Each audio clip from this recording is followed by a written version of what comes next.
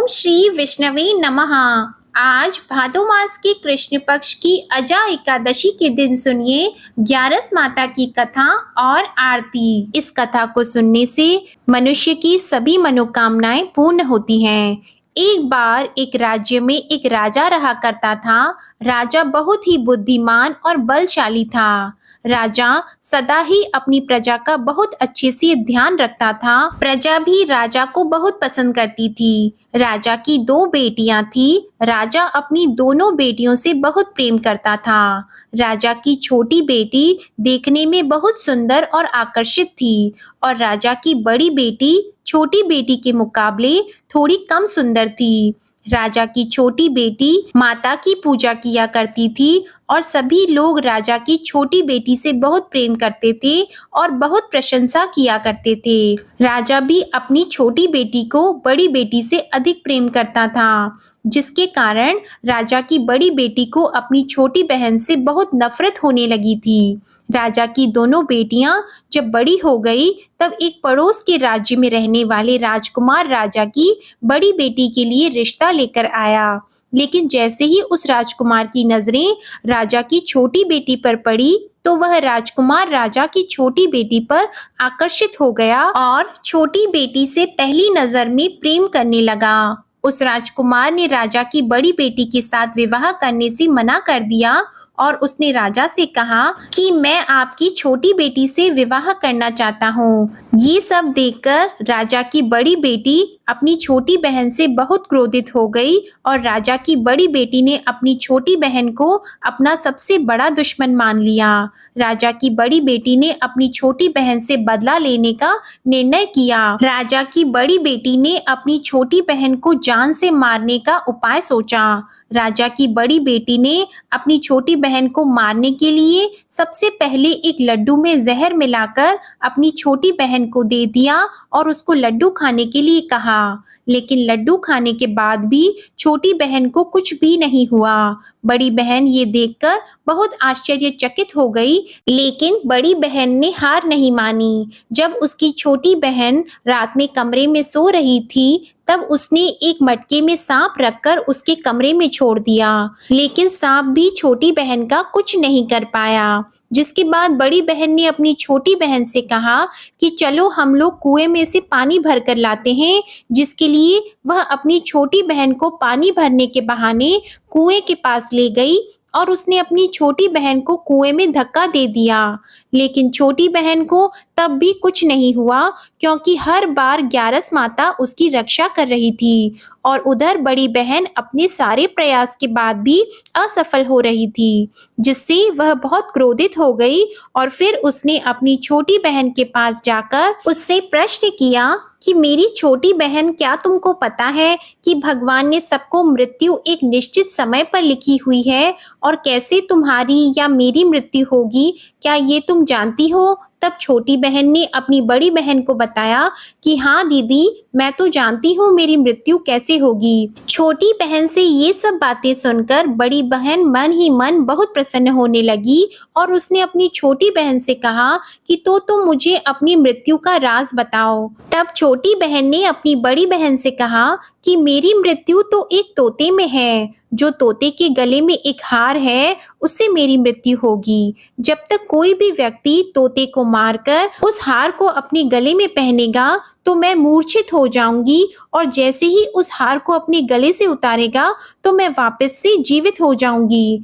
अपनी छोटी बहन की मृत्यु का राज जानकर बड़ी बहन बहुत खुश हुई और उसने अपनी छोटी बहन को मारने के लिए उसके पालतू तोते को ढूंढना शुरू कर दिया और छोटी बहन को इस बात का आभास हो गया था कि कोई उसकी जान लेना चाहता है, जिसके लिए वह अपने पिताजी के पास गई और उसने अपने पिताजी से कहा कि पिताजी, मेरी मृत्यु के बाद आप मुझे मत जलाइएगा, बल्कि आप मुझे अपनी पुरानी वाली हवेली में एक पलंग में लिटाकर छोड़ दीजिएगा।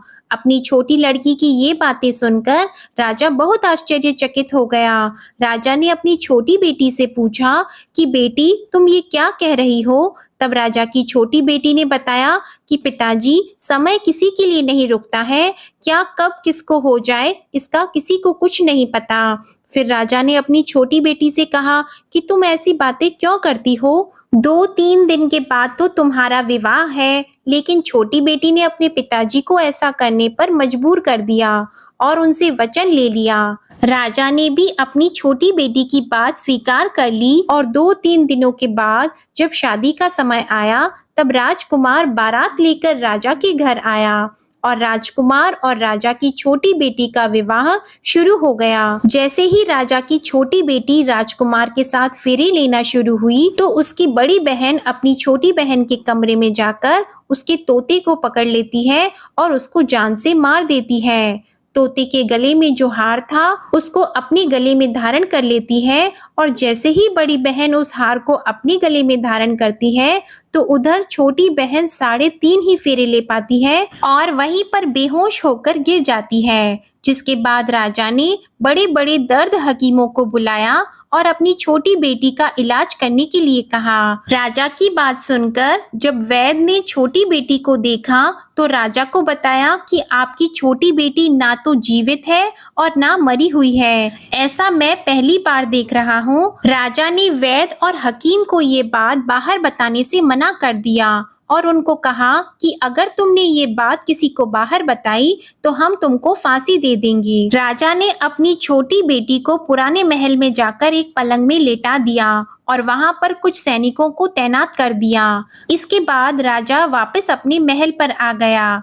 राजा की बड़ी बेटी अपने पिताजी के पास आई और कहने लगी कि पिताजी, अगर ये शादी संपन्न नहीं हुई तो आपकी इज्जत का क्या होगा? आप कहें तो मैं आपकी इज्जत बचाने के लिए राजकुमार से शादी करने के लिए तैयार हूँ। जिसके बाद राजा ने अपनी बड़ी बेटी की बात मान ली और राजा ने बड़ी बेटी को छोटी बेटी के कपड़े पहनाकर मंडप में भेज दिया। लेकिन राजकुमार ये जान गया कि ये राजा की छोटी बेटी नहीं है, बल्कि ये राजा की बड़ी बेटी है। लेकिन जब राजकुमार ने शादी करने से मना किया, तो सभी लोगों ने राजकुमार को बेबस करके राजा की बड़ी बेटी से बचे हुए फेरों को संपन्न करा दिया और विवाह संपन्न हुआ। जिसके बाद राजकुमार राजा की बड़ी बेटी को अपने महल में ले गया। विवाह होने के बाद राजकुमार उससे ना तो बात करता था, ना उसे पसंद करता था और ना ही उसके आसपास भटकता था। और राजकुमार ने ये फैसला लिया था कि वह अपनी प्रेमिका को ढूंढ कर रहेगा और ये जानकर रहेगा कि उसके साथ क्या हुआ है। एक दिन राजकुमार अपने घोड़े पर सवार होकर राजा के पुराने महल के पास पहुंचा, जहां पर उसने कुछ सैनिकों को देखा। महल के पास पहुंचकर राजकुमार ने जब महल को ध्यान से देखा, तो वह समझ गया कि ये तो हमारे ससुर जी का महल है। तब राजकुमार ने सैनिकों से पूछा कि तुम लोग यहाँ क्या कर रहे हो और इस महल के अंदर उस पलंग में कौन लेटा है? जिसके बाद सैनिकों ने बताया कि यहाँ पर राजा की छोटी बेटी लेटी है। ये सुनकर राजकुमार बहुत प्रसन्न हो गया और वह तुरंत अपनी प्रेमिका के पास पहुंच गया और उसकी सेवा करने लगा। जैसे ही रात हुई तो राजा की छोटी बेटी उठकर खड़ी हो गई। राजकुमार ये देखकर बहुत खुश हो गया और उसने अपनी प्रेमिका से पूछा कि तुम यहाँ क्या कर रही हो? तुम मेरे साथ मेरे घर चलो। राजा की छोटी बेटी ने राजकुमार को सारी बातें बता दी कि मेरी जान एक तोते में बसती थी और मैंने ये बात सिर्फ अपनी बड़ी बहन को बताई थी और मुझे पता है कि उसने ही मुझे मारने का प्रयास किया है। उसके पास एक हार है जिसको वह सुबह पहन लेती है और रात को उतार देती है। जब तक वो हार को पहन कर रखती है तब तक मैं मूर्छित रहती हूँ और जैसे ही वो हार को उतार देती है तो मैं जीवित हो जाती हूँ और जब तक मेरी बड़ी बहन के पास वो हार रहेगा तब तक मैं ऐसे ही जीवित और मूर्छित होती रहूंगी। अगर मेरी बड़ी बहन के पास जो हार है वो मेरे हाथ लग जाए तो मैं हमेशा के लिए जीवित हो जाऊंगी। राजकुमार ये सब बातें सुनकर राजा की छोटी बेटी के पास रहने का निर्णय ले लेता है और उसने अपने बचे हुए सारे फेरे उस पलंग में लेटी हुई राजकुमार की छोटी बेटी के साथ ले लिए और अपना विवाह पूर्ण कर लिया और वहीं पर वो रहने लगा। देखते ही देखते कुछ समय में राजा की छोटी बेटी और राजकुमार की पत्नी गर्भवती हो गई। एक दिन राजकुमार को किसी काम से बाहर जाना पड़ा। तब छोटी बहन के पेट में बहुत तेज से दर्द होने लगा, जिसके बाद उसने माता का आह्वान किया। जिसके बाद वहां माता प्रकट हुई और उन्होंने अपने भक्तों के दर्द को दूर किया और एक पुत्र की प्राप्ति करवाई। और वहीं पर अचानक से राजकुमार भी आ गया। राजकुमार ने ग्यारस माता को देखा तो वह आश्चर्यचकित हो गया और उसने तुरंत ग्यारस माता को प्रणाम किया। और ग्यारस माता ने राजकुमार से कहा, जब तुम्हारा पुत्र 5 वर्ष का हो जाए तो तुम आकर अपनी पत्नी का हार इसके गले में डाल देना। और देखते ही देखते राजकुमार और राजा की छोटी बेटी का पुत्र 5 वर्ष का हो जाता है। तो राजकुमार अपने बेटे से कहता है कि बेटा, मैं कुछ काम से बाहर जा रहा हूँ, तुम अपनी माता का ध्यान रखना। और वहां से चला जाता है।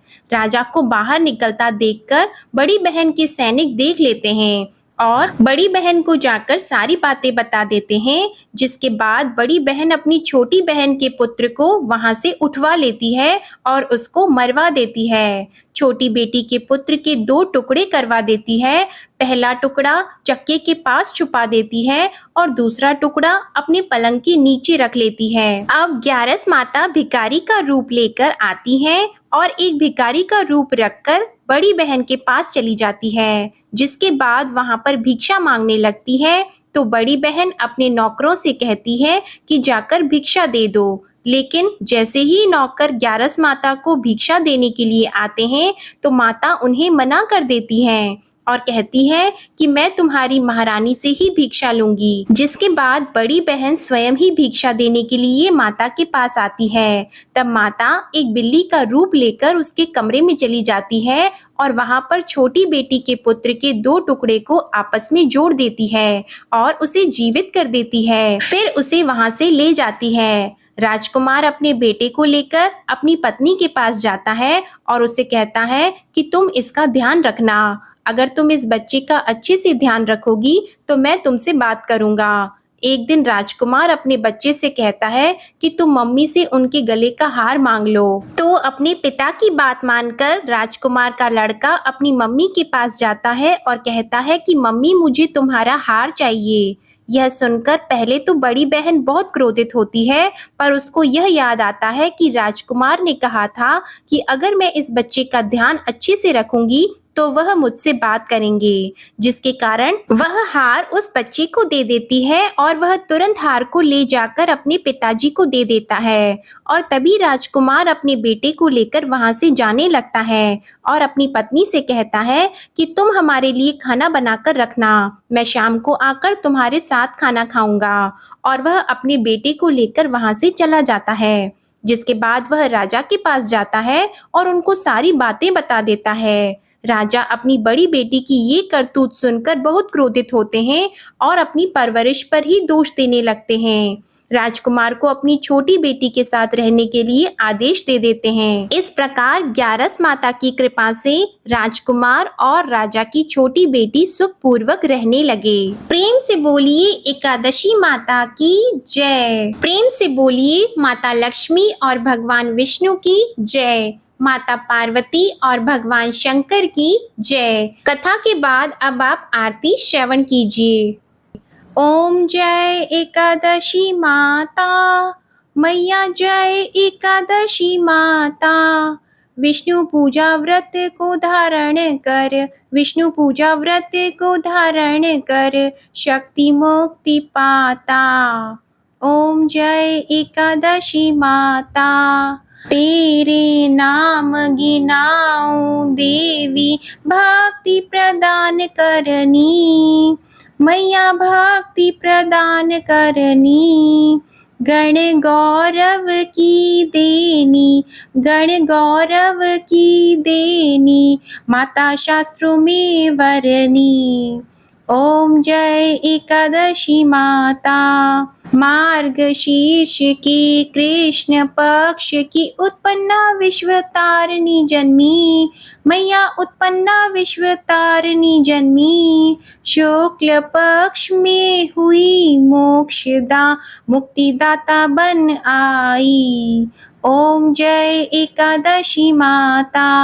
पौष के कृष्ण पक्ष की सफला नामक है, सफला नामक है। शुक्ल पक्ष में होए पुत्रदा आनंद अधिक रहे। ओम जय एकादशी माता। नाम षटतिला माघ मास में कृष्ण पक्ष आवे। मैया कृष्ण पक्ष आवे। शुक्ल पक्ष में जया कहावे। शुक्ल पक्ष में जया कहावे। विजय सदा पावे। ओम जय एकादशी माता। विजया फागुन कृष्ण पक्ष में शुक्ला आमल की। मैया शुक्ला आमल की। पाप मोचनी कृष्ण पक्ष में चैत्र महाबली की। ओम जय एकादशी माता। चैत्र शुक्ल में नाम कामदा धन देने वाली। मैया धन देने वाली। नाम वरूथिनी कृष्ण पक्ष में। नाम वरूथिनी कृष्ण पक्ष में वैशाख माह वाली। ओम जय एकादशी माता। शुक्ल पक्ष में होई मोहिनी अपराजिष्ट कृष्ण पक्षी। नाम निर्जला सब सुख करनी। नाम निर्जला सब सुख करनी। शुक्ल पक्ष रखी। ओम जय एकादशी माता। योगिनी नाम आषाढ़ में जानो कृष्ण पक्ष करनी। देव शयनी नाम कहायो शुक्ल पक्ष धरनी। ओम जय एकादशी माता। कामिका श्रावण मास में आवे कृष्ण पक्ष कहिए। श्रावण शुक्ला होए पवित्रा आनंद से रहिए। ओम जय एकादशी माता। अजा भाद्रपद कृष्ण पक्ष की परिवर्तिनी शुक्ला। इंद्रा आश्विन कृष्ण पक्ष में। इंद्र आश्विन कृष्ण पक्ष में व्रत से भवसागर निकला। ओम जय एकादशी माता। पापंकुशा है शुक्ल पक्ष में आप हरनहारी। रमा मास कार्तिक में आवे सुखदायक भारी। ओम जय एकादशी माता। देवोत्थानी शुक्ल पक्ष की दुख नाशक मैया। मैया दुख नाशक मैया। पावन मास में करूं विनती। पावन मास में करूं विनती। पार करो नैया। ओम जय एकादशी माता। परमा कृष्ण पक्ष में होती जन मंगल करनी। मैया जन मंगल करनी। शुक्ल मास में होए पद्मिनी। शुक्ल मास में होए पद्मिनी दुख दारिद्र हरनी। ओम जय एकादशी माता। जो कोई आरती एकादशी की भक्ति सहित गावे। मैया भक्ति सहित गावे। जन गुर्दिता स्वर्ग का वासा। जन गुर्दिता स्वर्ग का वासा निश्चय वह पावे। ओम जय एकादशी माता। ओम जय एकादशी माता। ओम जय एकादशी माता।